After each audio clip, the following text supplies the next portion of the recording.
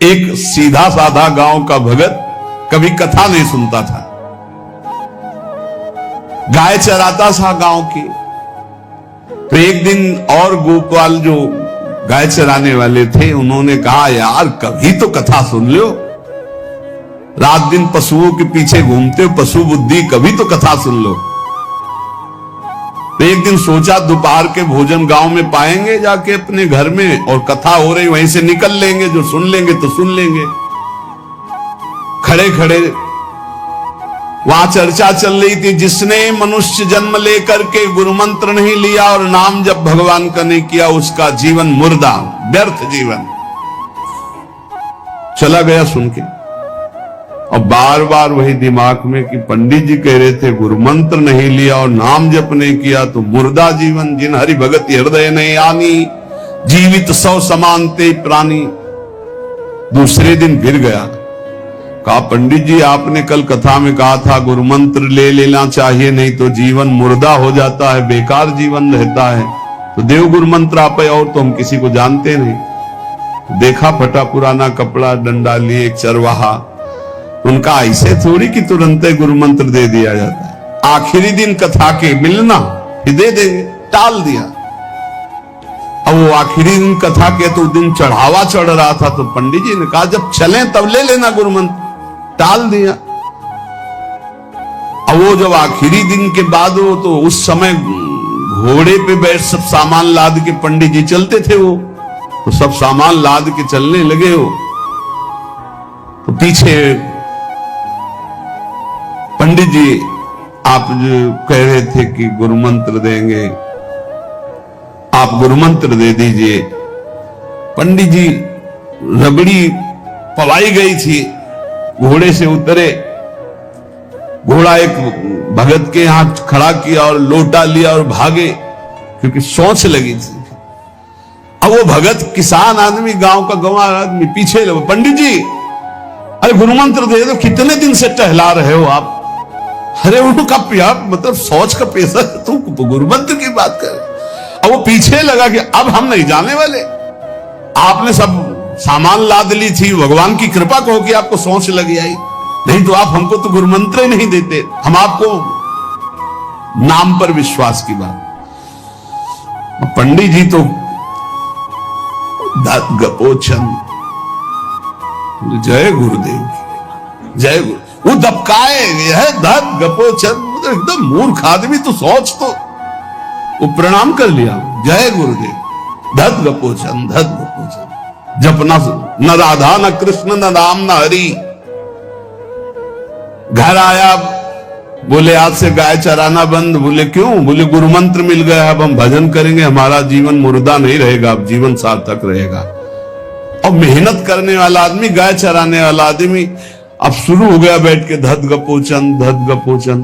अब इसमें न कोई भगवान नाम है, न कोई मंत्र है, न प्रणव है, न नमो नमः, कुछ नहीं। गांव के लोग, घर के लोग बोले कि यार 50 गाय चराता था, पता नहीं कौन सा हम लोगों का पाप उदय हुआ कि कह दिया कि कथा सुन लेना। अब वो गाय चराना भी छोड़ दिया, गपोचन शुरू हो गया।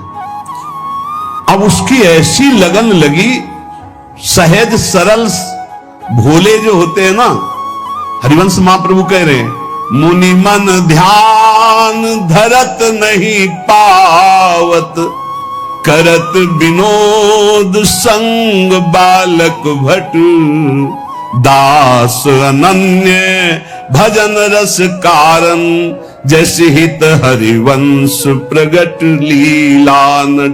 लालजू महाराज बड़े बड़े मुनियों के ध्यान में नहीं आने वाले, बड़े विनोदी। रुक्मिणी जी से कहा तैयार हो, भगत के दर्शन करने चलना है। रुक्मिणी जी ने कहा बहुत दिनों बाद आज आपको किसी भक्त की याद आई, प्रभु जरूर कोई महाभागवत होगा, हम चलते हैं। बोले बहुत विचित्र महाभागवत। चले, साधारण वेश में चलना है। जब गांव में गए, उस भगवान तो सर्वज्ञ ही है, उसके घर के दरवाजे में बैठ गए और रुक्मिणी जी से कहा कि पहले तुम मिल के आओ भगत के, फिर हम मिलेंगे। रुक्मिणी जी ने कहा हाँ ये उत्तम बात है, पहले हम उनको दर्शन दे के और दर्शन करके आती है। आंख मूंदे से न खाना न पीना, धत गपोचन। रुक्मिणी जी ने कहा ये कौन सा नाम भगवान का, न विष्णु शास्त्र नाम में है, न गोपाल शास्त्र नाम में है, और कहीं हमने पढ़ा नहीं, ये कौन सा भजन कर रहा है?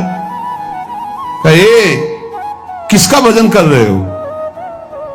चुप रहा। फिर किसका भजन कर? 2-3 बार तो गुस्सा के आंख खोला, देखा कोई स्त्री, तो बोले तुम्हारे खसम का भजन कर रहे हैं। और किसका कर रहे हैं?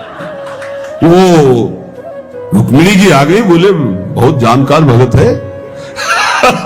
प्रभु द्वारिकाधीश से कहा बहुत जानकार भगत है। बोले क्यों? बोले हमने कहा कि किसका भजन कर रहे हो, देखो हम इतना छुप के गए थे लेकिन वो पहचान गए, कह रहे तुम्हारे खसम का भजन कर रहे थे।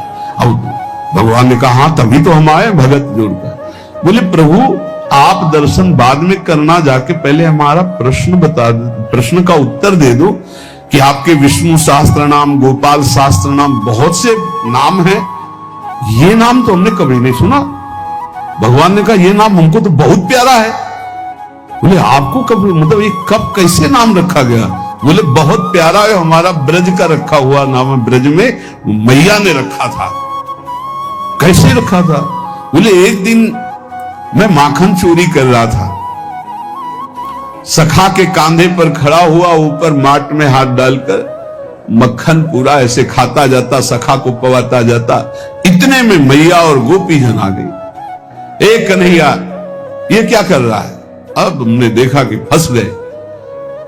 हमने कहा कि मैया हमें बहुत भूख लगी थी और देखा कि इसमें चींटी चढ़ी हुई है, तो हम चींटी निकाल रहे थे। तो बोले चींटी कैसे निकाल लेते? यहां पूरा हाथ सना हुआ है तुम्हारा चींटी। बोले अरे भैया तू बावरी, जब चींटी को ऐसे निकालने करते वो अंदर चली जाती तो खबो खबो के निकाला, इसलिए ऐसा इतना हाथ हो। बोले यहाँ मुंह में भी जब तुम्हारे मक्खन लगा, एक मक्खी बार बार उड़ रही थी तो हम ऐसे मारा तो पूरा मुंह में मक्खन लगा। मैया ने कहा धत गपोचर। बोले ये उस समय का नाम रखा हुआ है, मेरा बाल गोविंद में जब मैया ने रखा था मक्खन चोरी के समय उस। अब आप विचार करके देखो, भगवान का साक्षात्कार गुरु वचनों पर विश्वास होने पर साधारण शब्द बोला तो भगवान तो सर्वलोक महेश्वर सर्वज्ञ, उनके सब अक्षर, जैसे हर अक्षर में आ विराजमान है, का खा गा घा आ, ऐसे ही सब अक्षरों में ब्रह्म विराजमान है। फिर राधा नाम तो स्वयं हरि जपते हैं, और राधा नाम तो परम प्रेममय है, वो बड़ा गुह्य है। विश्वास करके जब वो धदगपोचंद जपा तो रुक्मिणी और द्वारिकाधीश भगवान दर्शन देने आ गए, और तुम विश्वास करके राधा राधा जपोगे तुम्हें नहीं प्राप्त हो जाएगा? अरे यही राधा स्वयं भगवान हरि जपते हैं। इसलिए पहला जीवन का चरम लक्ष्य भगवत प्रेम, भगवत प्राप्ति। दूसरा, हमारी बुद्धि केवल विचार करे तो श्यामा श्याम के ही विषय में, किसी व्यक्ति वस्तु स्थान का अगर हमारा चिंतन हो रहा, संबंध हो रहा, तो श्यामा श्याम के संबंध से हो। जैसे गोस्वामी तुलसीदास जी कहते, नाते नेह राम के मनियत सुहृद सुसेव्य जहां लो। अगर ऐसा नहीं तो फिर हर वस्तु व्यक्ति स्थान में एक आसक्ति है, वो बांध लेगी, आप श्यामा श्याम तक नहीं पहुंच पाएंगे। इसलिए बुद्धि का जरूरी है प्रिया प्रीतम में स्थित होना। अगर बुद्धि ये निश्चय कर ले कि परम सुख स्वरूप श्यामा श्याम ही हमारे हैं, हम श्यामा श्याम के हैं, सुख है तो श्यामा श्याम के नाम में, रूप में, लीला में, धाम में। अभी आपने सुना आनंद का तारतम्य। तीसरा, जो गुरुदेव ने नाम दिया इससे बढ़कर महत्व तो किसी नाम में नहीं होना चाहिए, किसी की निंदा नहीं। सब नाम हमारे प्रभु के हैं, पर हमारे लिए सर्वश्रेष्ठ नाम हो गया जो गुरु ने दिया है, जो मंत्र दिया, जो नाम दिया। एक आंतिक में आए और बोले हम कुछ 2-4-6 महीने से हम आपके शिष्य हैं, मंत्र ले लिया है। स्वप्न में एक महात्मा आए और उन्होंने हमको और मंत्र दिया है, तो अब तो हम समस्या में फंस गए कि आपका दिया गुरु मंत्र जपें या स्वप्न में कोई और महात्मा आए थे उनका दिया जपें, क्या करना चाहिए? हमने कहा तस्मात् शास्त्रम प्रमाणम। जब सप्त ऋषि जी आए, स्वप्न में नहीं, सीधे साक्षात आए पार्वती जी के पास, और कहा ये किसके लिए तपस्या कर रहे हो? महादेव जी के लिए। महादेव जी में क्या है, चलो हम तुम्हें भगवान नारायण को पति रूप में, भगवान विष्णु वैकुंठाधिपति अपार वैभव, उनको। तो जो माता जी ने बात कही पार्वती मैया ने, वही बात पकड़नी है। उन्होंने कहा तजऊ न नारद कर उपदेशु, आप कहें सतबार महेशु। सप्तऋषियों, अपने गुरुदेव नारद जी के उपदेश का मैं कभी त्याग नहीं कर सकती, चाहे स्वयं इष्ट देव भगवान शंकर आकर सैकड़ों बार कहें तो भी। तजौ न नारद कर उपदेशु, आप कहें सत बार महेशु। कोटि जन्म लगी रगर हमारी, बरों संभुनता रहूं कुंवारी। करोड़ जन्म लूंगी, हर बार अपने गुरुदेव के दिए हुए मंत्र का अनुष्ठान करूंगी और देवाधिदेव महादेव को पति रूप में वरण करूंगी, अन्यथा कुंवारी रहूंगी। बहुत सी कन्याएं और बहुत से वर हैं, आपको ब्याह कराने का शौक है तो आप जाइए, लेकिन मैं पर्वत से प्रकट हुई हूं, हिमालय से मैं अडिग हूं अपने गुरुदेव के वचन में। तो यहां कह रहे चौथा, समस्त इंद्रियां भोग विलास के लिए लालायित रहती है, सबकी। अब इनको भोग देना भी है, बिना भोग के, बिना विषय के जीवित नहीं रह सकते। शरीर चलाना है, सेवा धर्म पूर्ति करनी है, पानी पीना भी विषय है, अन्न पाना भी विषय है, देखना भी विषय है, सुनना भी विषय है, सब विषय के अंतर्गत आता है।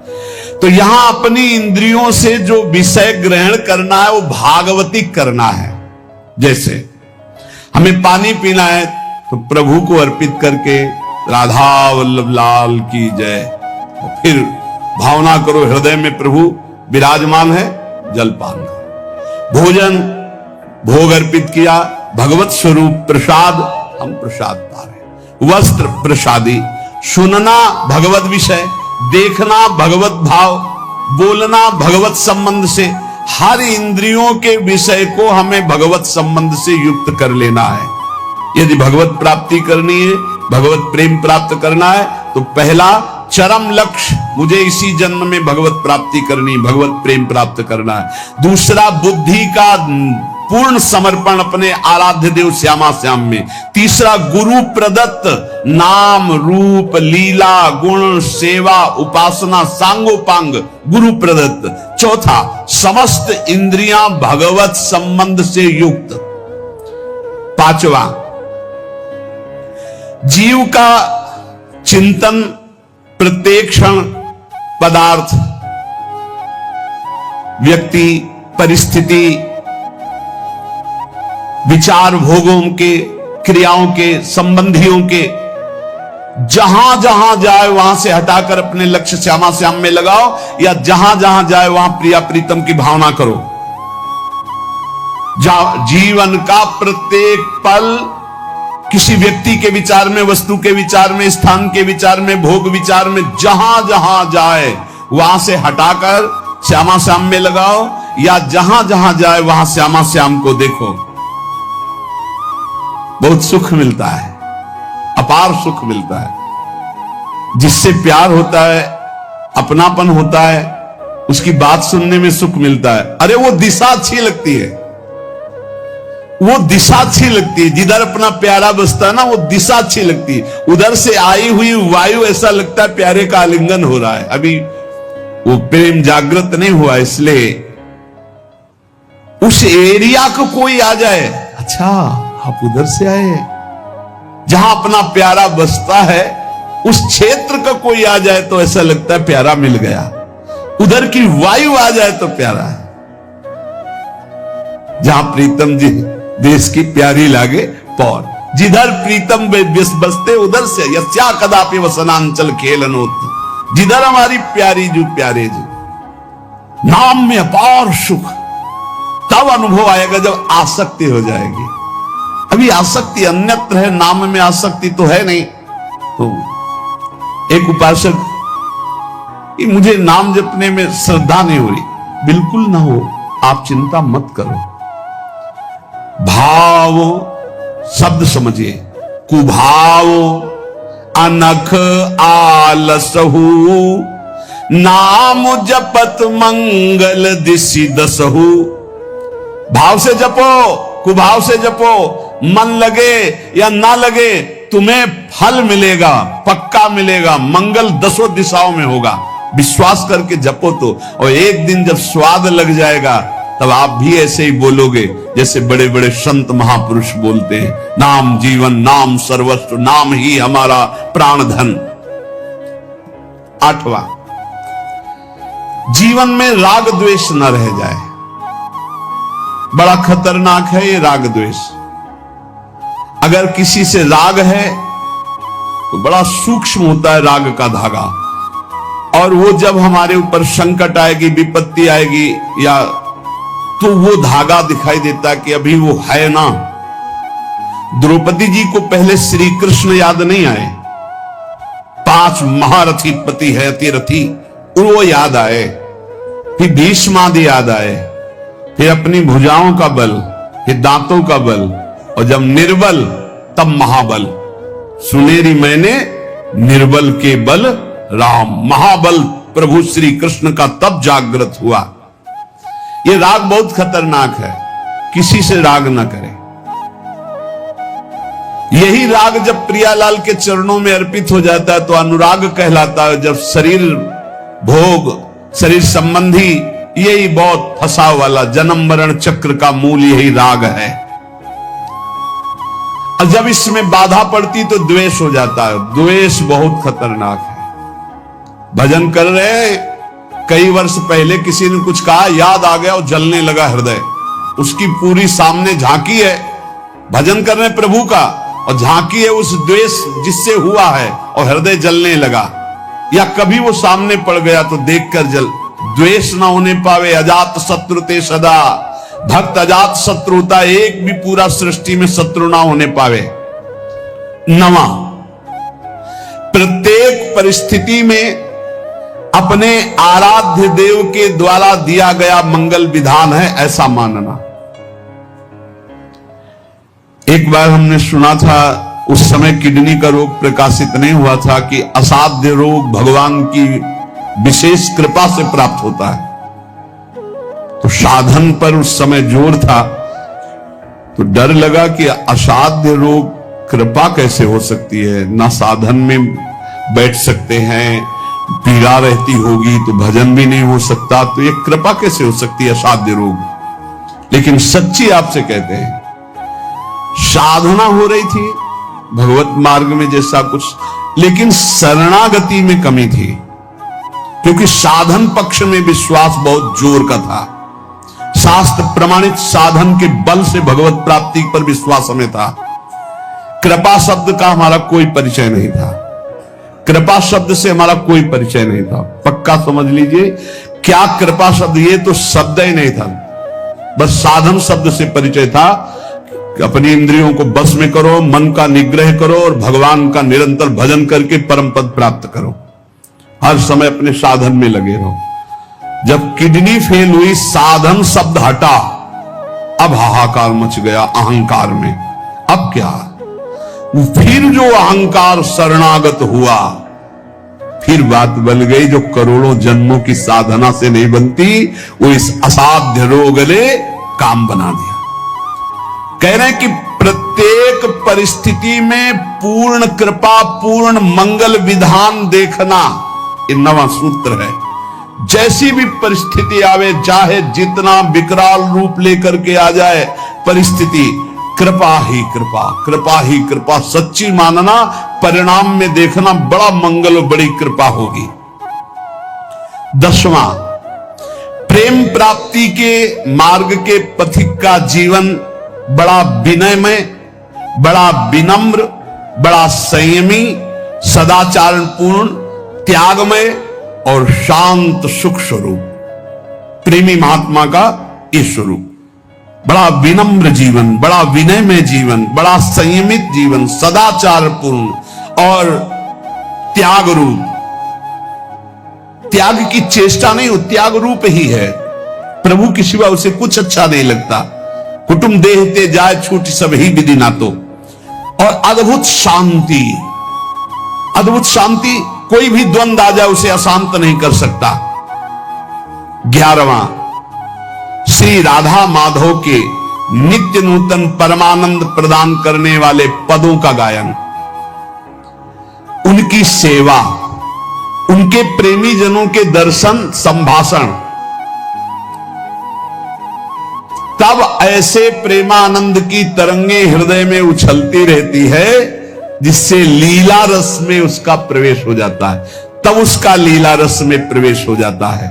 इसलिए अपने जीवन को महाप्रेम में बनाने के लिए जो आप सत्संग में श्रवण करते हैं, ये बड़े सौभाग्य से श्रवण कथन का हमें प्रभु ने अवसर दिया है। हम इसे व्यर्थ न जाने दें, बार बार मनन करो। देखो भगवान की इतनी कृपा हो गई, ये यंत्र मोबाइल आदि जो है, अगर इनका सही प्रयोग करे तो ये बहुत सहायक है। एक बार सत्संग हो गया, जो पकड़ पाए नहीं, हम 10 बार सुनेंगे तब तो हम पकड़ लेंगे नहीं, तो 10 बार कैसे सुनते? अगर ये मोबाइल ना होते, ये यंत्र ना होते तो हम कैसे सुनते? बड़ी कृपा भगवान ने की। जैसे जैसे कलयुग हमारी स्मृति का अपहरण कर रहा है, तो भगवान के द्वारा प्रेरित होकर विज्ञान भी वैसी सहायता कर रहा है कि एक बार का सत्संग हमें पकड़ में नहीं आया तो हम 10 बार मोबाइल से सुन सकते हैं। बस हर चीज में गुण दोष है, तो मोबाइल के दोष को स्वीकार न करें। प्रपंच देखना, गंदी बातें देखना सुनना अगर शुरू कर दो तो दिन भर ही उसी में लग जाएगा। मतलब की बात देखो, संत महापुरुषों के सत्संग को सुनो और उसका मनन करो, उसको अपने आचरण में उतारो और एक क्षण भी नाम से विलग न रहो, जीवन का परम लाभ। शेष चर्चा आगे। श्री राधा वल्लभ लाल की।